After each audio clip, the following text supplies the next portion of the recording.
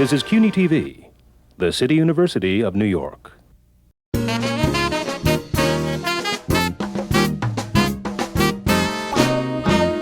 Stephanie, por favor, de la escuela. Tómate para que te veas en la escuela.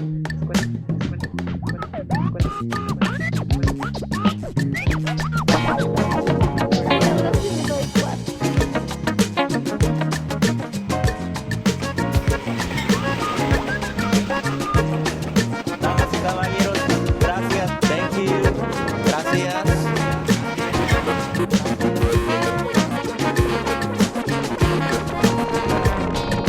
Hola, ¿cómo están todos? ¿Todo bien? ¿Todo bien?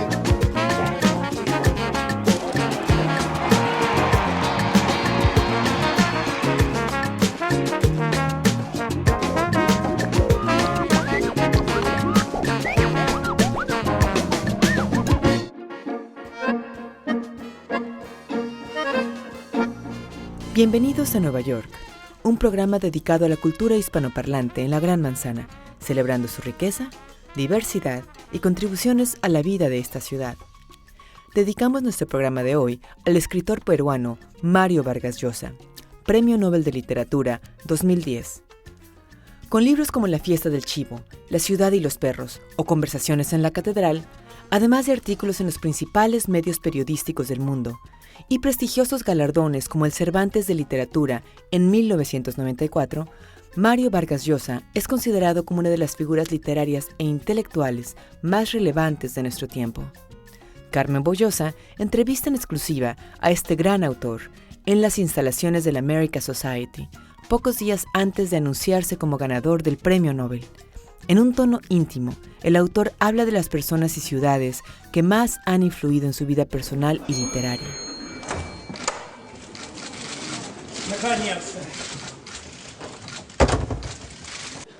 El Premio Nobel de Literatura 2010 ha sido otorgado al escritor peruano Mario Vargas Llosa.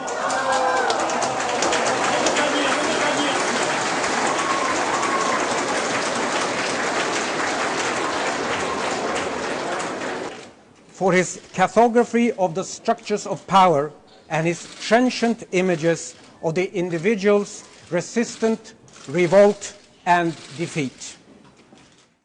Bienvenidos a Nueva York. Soy Carmen Bollosa.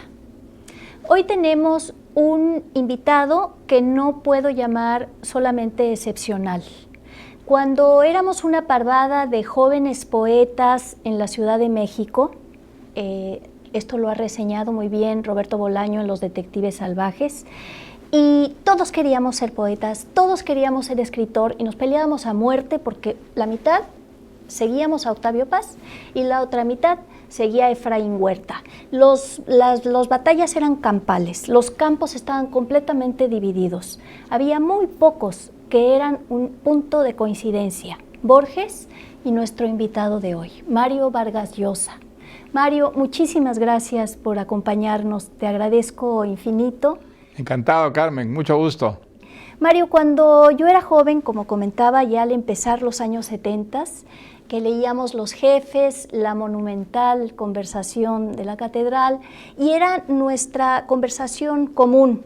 Todos hablábamos de Mario Vargas Llosa y de Borges. Y sin duda a mi generación y a las subsiguientes las formó tu generación. Pero ¿qué fue lo que consiguió o qué fue lo que forjó la posibilidad de esta generación extraordinaria? ¿Qué fue lo que hizo posible que un niño nacido en Arequipa, crecido en Piura, que pasó parte de su infancia en Lima, se volviera un escritor del nivel que eres tú?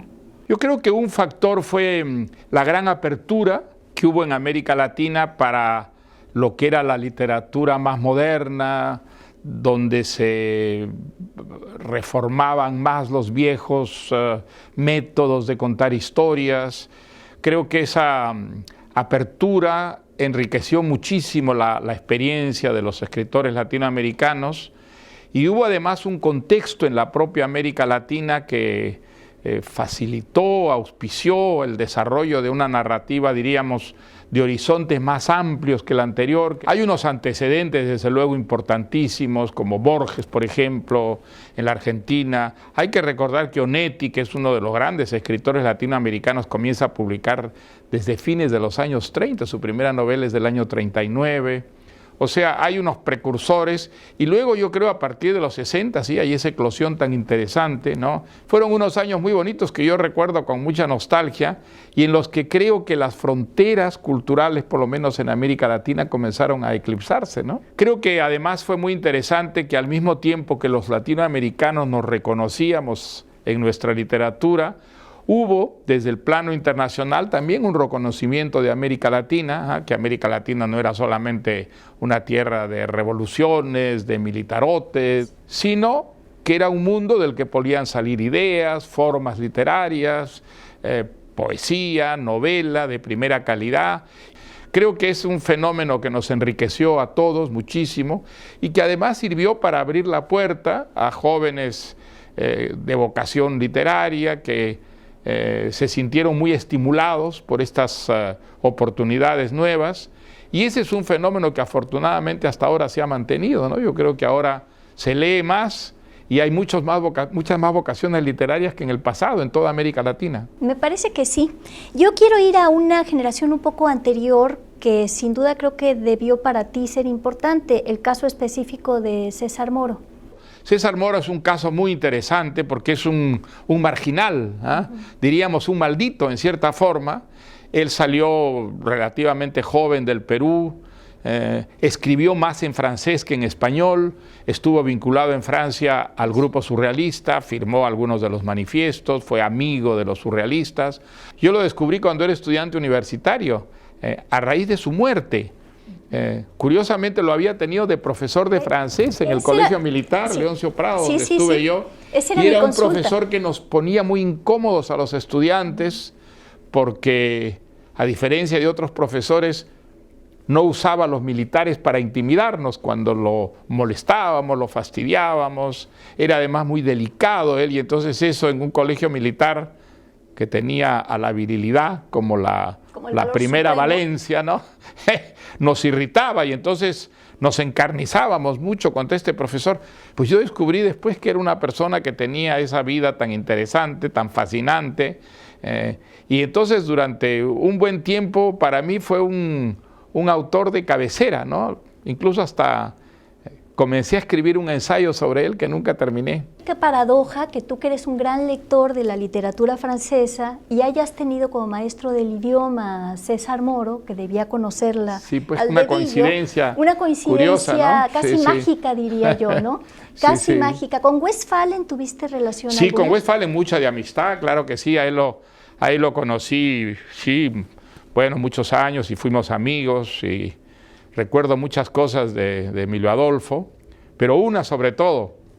Él estuvo un tiempo de agregado cultural en Roma, y me acuerdo que en un viaje a Roma, él me hizo un paseo por la ciudad, y yo, que creí que conocía Roma, descubrí una Roma completamente distinta, lugares, monumentos que él asociaba siempre a cosas literarias, poéticas sobre todo. Era un hombre de una enorme cultura, Westphalen, esos personajes que produce América Latina, ¿no? Un Alfonso Reyes, un Enrique Sureña, un Borges, que parecen, bueno, Octavio Paz, ¿no? También está en ese linaje, ¿no? Que lo han leído todo, que sabían idiomas, que se movían por el mundo de la cultura como por su casa, y al mismo tiempo, pues, que habían nacido y crecido en un medio que parecía tan pequeño, tan estrecho, de horizonte tan limitado, ¿no?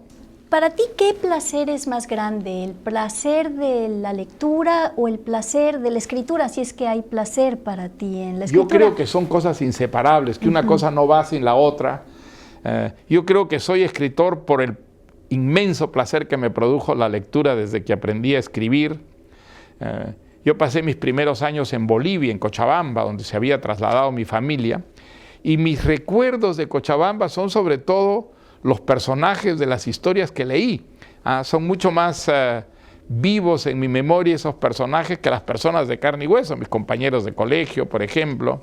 Y creo que mi vocación es una consecuencia, ¿no?, de haber descubierto que mediante ese acto mágico de abrir un libro y descifrar lo que decían las palabras, pues uno podía viajar por el mundo, viajar por el tiempo, encarnar destinos absolutamente extraordinarios. Y perder el miedo a los aviones. Ese ensayo Eso, tuyo, sí. formidable, ese ensayo formidable en que vas viajando junto a un colega escritor que lleva un libro, pero no para leerlo, sino lleva la Madame Bovary, casi, Carlos Martínez Moreno, un escritor Moreno, uruguayo. prácticamente nada más como un escudo, como un Sí. objeto ritual casi para Porque él protegerse. decía que la primera vez que subió a un avión tenía Madame Bovary entre las manos y pensaba que ese libro lo había salvado de una catástrofe. Por eso siempre que subía al avión, subía con ese libro como, Dedeado y como un usado, amuleto. como un amuleto. Sí. Pero como tú hablas de los que tú leíste y que te han ayudado. Bueno, a mí no me, realmente- yo aunque me paso la vida en los aviones, la verdad que nunca me ha gustado la sensación de estar a 10.000 metros de altura, a 1.000 kilómetros por hora. Probablemente porque eres así como eres un animal literario, también eres un animal de ciudades. Yo quería preguntarte sobre tus ciudades y iba precisamente a empezar por Cochabamba, a quien tú acabas de hacer mención como un espacio de lectura. Pero, ¿qué recuerdos tienes tú, además de esto, de la ciudad que fue para ti? Pues mira, yo en Cochabamba fui feliz. Yo viví eso que llaman el paraíso de la infancia, que muchas personas no saben que existe. Pues yo sí la viví. Yo en Cochabamba fui realmente feliz, vivía con mis abuelos, con mi madre, con mis tíos y tías, en una casa que era como una casa bíblica por la cantidad de gente que vivía allí, con dos primas que eran más o menos de mi edad, con las que fuimos como hermanos y jugábamos juntos. Y era una casa de 3 patios, donde yo recuerdo que llevaba a veces a todos mis compañeros de clase del Colegio La Salle, donde yo comencé mi primaria, a reproducir las películas de aventuras que veíamos. A recrearlas, a Sí, las reescenificarlas. recreábamos allí, había árboles, podíamos jugar a Tarzán de los monos, podíamos jugar, bueno, a películas así muy aventureras. Y vivía pues rodeado por el cariño de una familia que a mí me mimaba mucho. Mis padres estaban separados, eso era considerado una gran tragedia en mi familia, una familia muy católica, muy conservadora. ¿Y es verdad Y entonces, que decían que tu padre estaba muerto? claro, ellos se avergonzaban mucho de que mi madre y mi padre se hubieran divorciado. El divorcio para ellos era algo terrible, ¿no? Entonces a mí me ocultaron que mi padre estaba vivo, me dijeron que estaba muerto, bueno. Y yo crecí en esos años con esa idea y además no lamentando no tener un papá, porque tenía muchos papás, porque mi abuelo, mis tíos, pues eran mis papás y era muy mimado precisamente por ser el niño sin papá. Así que mis recuerdos de Cochabamba son todos felices. El son paraíso de la muy infancia. el paraíso de la inocencia también, porque realmente era totalmente inocente. Y todo eso comenzó a cambiar cuando regresamos al Perú, que no regresamos a Lima, sino a una Piura, ciudad del norte, a Piura. ¿Y Sí. cómo es tu recuerdo de Piura? ¿La Piura de la Casa Pues Piura- Verde o es otra Piura? Mira, ¿De eso, qué? no, es una Piura que claro era tan distinto a Cochabamba, además yo estaba feliz de descubrir mi país, pero fue un gran choque entrar al colegio y ser objeto de la burla de mis compañeros, porque yo hablaba como un serranito, hablaba como un boliviano, y entonces se burlaban de mi manera de hablar. Entonces me sentía muy discriminado yo. Ya eso fue bastante incómodo. Y después, pues ahí en Piura descubrí, bueno, perdí la inocencia, descubrí que la vida no Tenía era, cuerpo. no era angelical, que tenía cuerpo, que tenía carne, que había sexo. Y cuerpo de hombre, que es un cuerpo muy diferente, porque entrar Sí. al cuerpo de una mujer no son los mismos rituales sociales. Bueno, yo descubrí que la vida no era esa cosa pues angelical, pura, inocente que había sido para mí en Cochabamba, ¿no? ¿Tu padre ya había regresado? Todavía no. Primero descubrí que los niños no venían al mundo traídos por cigüeñas. Yo creía esas cosas a los 10 años, parece mentira eso, pero... y el día que descubrí cómo era que los niños venían al mundo, yo sufrí una especie de trauma. De shock, me pareció una cosa horrible, sucia, asquerosa, me pareció una barbaridad, es decir, fue verdaderamente traumático. Ya después me fui acostumbrando a la realidad y descubrí que incluso tenía cierta ventaja del asunto, que no había por qué tomar Tan a lo drama. tan a lo dramático. Pero después tuve esa otra experiencia, que fue una experiencia realmente fronteriza en mi vida, ¿no? Descubrí que mi padre no estaba muerto, que mi padre estaba vivo, y además lo descubrí el día que mis padres se reconciliaron. Bueno, ya se habían reconciliado, pero yo no sabía nada de eso. Y bueno, pues ya no solamente conocí a mi padre, sino que al mismo día que lo conocí nos fuimos a vivir a Lima. No, es tremendo porque te volviste el hijo de Lázaro, o sea, el que revivía de la Sí. tumba, y además perdías a la madre, porque el hijo que tiene a la madre para él Prácticamente. prácticamente es un territorio propio. Entonces fue un Estas cambio dos de vida heridas, total, sí. ¿no? Fue un cambio de vida absolutamente total. Esto Fuimos fue a volver a Lima. Lima. Fue además descubrir la soledad. Yo había vivido siempre rodeado ya de muchos parientes, y en Lima pues no éramos sino mi papá y mi mamá y yo, y además yo me sentí un poco excluido porque mi papá y mamá pues formaban una pareja, y entonces yo que había tenido a mi mamá de pareja hasta entonces, de pronto pues me sentí como expulsado. ¿Habías dormido con tu mamá? Perdona la indiscreción, pero mi ¿Había sueño qué? dormido en la cama con tu mamá, mi sueño de infancia era no dormir en una cama sola. Por cierto, sigue siendo mi Sí. sueño de No, adultez. yo creo que a mí me hicieron dormir solo siempre. Siempre te hicieron Sí. dormir solo. Bueno, eso Pero está tenía bien, una es relación, sanidad. desde luego, muy estrecha con mi mamá, muy estrecha. Y Lima cambió todo eso, ¿no? Yo descubrí la soledad. Bueno, mi El colegio padre era una militar. persona muy difícil, era una persona autoritaria. Yo descubrí la violencia, la autoridad. Pero creo que todo eso contribuyó mucho a mi vocación literaria, porque mi gran refugio fueron los libros.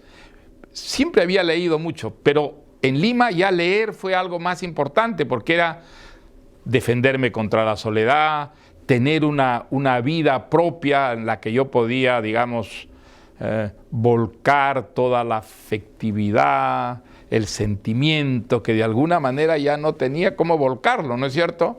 Entonces, Volver a tener un cuerpo creo social. que fue muy importante para mí esa situación, por una parte pues bastante dolorosa, pero por otra parte afirmó mucho mi vocación literaria. Por otra parte, mi padre vio siempre con muy malos ojos la vocación literaria. Él era un hombre de acción, de actividad, no entendía mucho el mundo de la literatura, del arte, tenía una gran desconfianza con eso. Y entonces creo que una manera mía, inconscientemente, de resistirlo fue aferrarme mucho más a esa vocación. Sí, era encontrar Que a un él le mundo parecía que una fuera catástrofe, propio, ¿no? un mundo que era tuyo propio, y también un mundo que Así le daba es. la espalda a un padre que te había robado la madre, y la familia expandida, que es un Exactamente, placer sí. enorme para un niño. Y Lima, ¿tenías acceso a la ciudad de Lima como la tuviste a Pues no me Piura de gustó alguna a mí manera? Lima, yo tenía un entredicho con Lima, supongo que en razón de eso, ¿no? Como mi vida cambió de esa manera, descubrí el mundo adulto, empecé a ser un adulto, y esa experiencia fue una experiencia bastante dolorosa y traumática. Yo creo que proyecté un poco eso sobre Lima, y Lima es una ciudad que detesté durante muchísimo tiempo, Y que aparece hasta en que las me novelas. volví parte de ella, ¿no? Bueno, después tu siguiente ciudad sería Madrid. Madrid. A la que llegaste a fines de los 50, que es la Madrid de Franco. Todavía No sé, Madrid de era una Franco. ciudad muy provinciana, muy aislada. Yo me sorprendí mucho porque descubrí que yo fui a hacer el doctorado a la Universidad de Madrid, y descubrí que en el Departamento de Literatura en Lima estábamos más informados de lo que ocurría en Estados Unidos y en Francia que en Madrid. La censura era algo terrible, era una censura durísima, prácticamente no pasaba nada. Para leer Le Monde, por ejemplo, había que conseguirlo en ciertos lugares, digamos, semisecretos. Entonces había un aislamiento realmente terrible en Madrid. Mi sueño era llegar a París. Mi sueño era llegar a París. Y Sueño entonces, que hiciste de inmediato, ¿no? bueno, de inmediato O no. Primero, Barcelona. claro, tuve que terminar la universidad, y de allí me fui a París. De ahí a París. Me fui a París con la promesa de una beca que no obtuve, y entonces me tuve que poner a trabajar. Afortunadamente conseguí trabajos que me dejaban tiempo para escribir. Bueno, los Ahí es busqué cuando- así, ¿no? ¿Ahí trabajaste en radio? Trabajé primero trabajé en la escuela Berlis como profesor de español, después trabajé en la agencia France Press como periodista, y finalmente en la radio televisión francesa. Yo siempre digo que yo pude vivir en París 7 años gracias a De Gaulle, porque De Gaulle, con su idea de la grandeza de Francia, que había que promoverla por el mundo, multiplicó las emisiones y los programas de la televisión francesa para el exterior. Y gracias a eso yo encontré un trabajo que me daba mucho tiempo libre, porque trabajábamos de noche, yo comenzaba a trabajar a las 10 de la noche hasta las 4 de la mañana, pero tenía todo el día para mí, para escribir, ¿no? De ahí vino Londres. De ahí fue Londres, después viví 7 años en París, me fui a Londres, que es una ciudad que fue un amor a primera vista. Yo siempre recuerdo que hubo una reforma de la educación universitaria en Inglaterra y se abrieron departamentos latinoamericanos y de español en muchas universidades. Y entonces yo conseguí un trabajo como profesor en la Universidad de Londres. Y recuerdo que cuando crucé el Canal de la Mancha y en Dover subí al tren que me iba a llevar a Londres, apenas me senté me pusieron una taza de té en las manos con una galletita. Y entonces yo recuerdo haberme dicho, ahora ya sé lo que es la civilización, ya entendí qué cosa quiere decir eso de civilización. Y la verdad que yo he sido muy feliz en Londres. Yo viví muchos años en Londres, salía, volvía, pero es una ciudad pues donde, bueno, he escrito buena parte de mi obra, he aprendido muchas cosas de Inglaterra. Hay muchas cosas que se pueden criticar, desde luego, pero hay cosas que yo respeto enormemente. Y sobre todo el cuidado de las formas. Que es muy el importante. Que a pesar de ser una ciudad tan gigantesca en Londres, la gente todavía es educada, respetuosa, y también el amor a la libertad. El amor a la libertad, el respeto a la legalidad. Yo como latinoamericano estaba acostumbrado a pensar que la ley estaba hecha siempre con trampas, para perjudicar al ciudadano común y corriente y para favorecer a los pillos, ¿no es cierto? A los pillos. Bueno, eso en toda América Latina es la idea normal que tiene la gente respecto a la ley. Ahora, descubrir un mundo en el que la gente creía sanamente que la ley estaba hecha en beneficio suyo y que por lo tanto procuraba acatarla, era extraordinario. De ahí Barcelona. De Barcelona tú has dicho que los 15 años que vivieron ahí fueron 5 años vivimos ahí. 5 años. Solo fueron 5, sí. Los más felices de mi vida. Nuevas amistades. Bueno, fueron unos años justamente, ¿no? Barcelona se convirtió, un poco lo había sido antes París, pero pasó a ser como la capital de la literatura latinoamericana. Con Carlos Barral. Ahí vivía, bueno, Carlos Barral promovió enormemente la literatura latinoamericana. En esa época vivían en Barcelona García Márquez, vivía Pepe Donoso, José Donoso, Jorge Edwards vivió allí también. Después no vivían, pero pasaban constantemente y a veces temporadas, Carlos Fuentes, Cortázar. Onetti no. Onetti vivió en Madrid. Y muchos jóvenes latinoamericanos, ¿sabes? Muchos jóvenes, hombres, mujeres, a veces que empezaban a escribir y que iban a Barcelona como nosotros habíamos ido antes a París, porque era la ciudad donde había que estar si tú querías ser un escritor, ¿no? Vamos a tener que saltarnos algunas ciudades, cosa que me da mucho pesar, porque entre ellas estaba México, La Habana, Santo Domingo, y ir a una pregunta obligada de nuestro espacio televisivo, que es Nueva York. ¿Qué es para ti Nueva York? Nueva York es Babilonia, ¿no? Babilonia es la ciudad donde prácticamente lo que ocurre repercute por todo el mundo, no solamente la ciudad de los rascacielos, sino también de grandes aventuras culturales que han marcado pues la pintura de nuestro tiempo, que han marcado, digamos, en cierta forma lo que es la modernidad. Ninguna ciudad ha encarnado tanto eso. Y Babilonia en el sentido de que es la ciudad de todos, ¿no? Es la ciudad de todo el que llega, se instala y la hace suya. No he vivido en Nueva York, una vez viví un año como profesor en Columbia, un año académico, y después mis estancias han sido siempre pues de semanas o de pocos meses, pero siempre he sentido esa energía extraordinaria que creo que contagia inmediatamente en Nueva York a todo el que la pisa y sobre todo pasa un tiempo en ella, ¿no? Bueno, Mario, te agradezco muchísimo la entrevista. Creo que nos hemos comido el tiempo y tú tienes tanto que platicar. Te agradezco mucho. Pues muchas gracias, Carmen. Encantado de conversar contigo.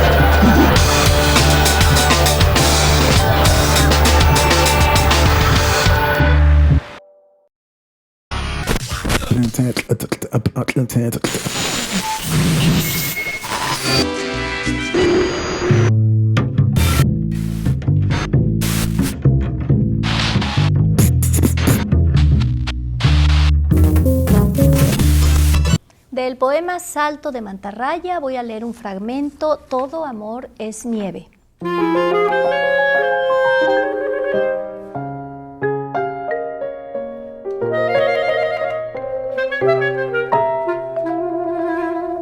Todo amor es nieve. No importa, como dicen estos días los anuncios del subway, how deep is your love, nor what do you love. Aparece en la ciudad como un milagro la nieve. Es vestigio vivo de algo tan antiguo como un Dios que tenía poderes.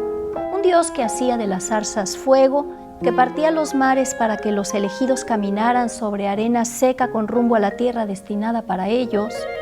O de dioses más antiguos todavía, como aquellas que amaban toros y parían minotauros, o los que amaban bellas y se convertían para poseerlas en cisnes.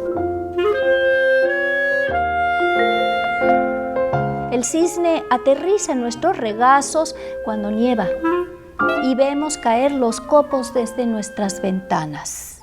¡Ay, qué dulzura! ¡Qué milagro es el amor cuando aparece! Pero todo amor es nieve. Al primer toque del sol se derrite. Si llueve y hace frío, se cubre de una coraza resbaladiza y peligrosa antes de esfumarse, nos traiciona. ¡Qué milagro es el amor cuando aparece! Pero todo amor es nieve.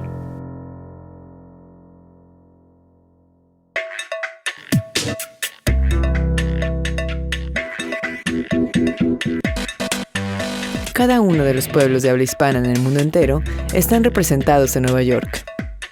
Contáctanos. www.uni.tv/Nueva York.